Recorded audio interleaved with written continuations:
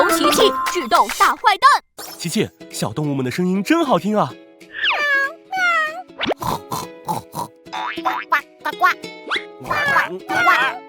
森林音乐会开始排练。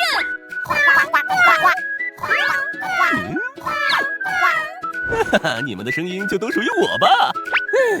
由他到龙把所有小动物都抓住了。哈哈，成功拿到动物的声音。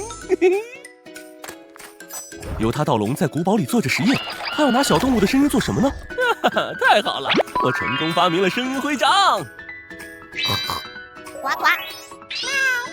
接下来我应该找谁先实验一下呢？嘿嘿，就是你了。果果，你练得怎么样了？我准备好了，我一定是最棒的主唱。啦啦啦啦啦啦啦啦，真好听。我还能让你更好听。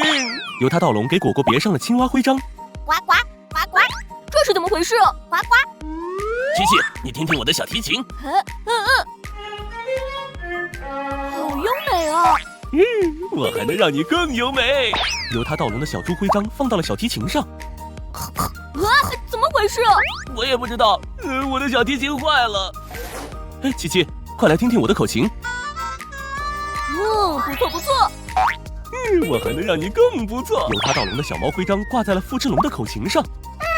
呱呱呱呱，这到底是怎么回事？呱呱，怎么会这样？森林音乐会要完蛋了。哈哈，让我来看看吧，魔法放大镜。琪琪拿出放大镜寻找线索。哈哈，奇怪的声音我太喜欢了。我知道了，肯定是由他到龙干的。我要去找他算账。无敌飞船，无敌飞船已就位。出发！琪琪来到由他到龙的古堡。快出来，由他到龙！小霸王龙，你要干嘛？快把大家恢复原样！嘿嘿，我就不。那我就不客气了，让你听听我的歌声吧！呼啦啦啦啦，呼啦啦啦啦，呼啦啦啦啦，呼啦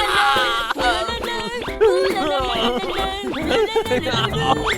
哦，由他到龙受不了琪琪的歌声，终于将声音还了回来。哦，太棒了！小动物的声音都回来了，大家也能顺利参加音乐会了。太好了！太棒了！森林音乐会开始喽！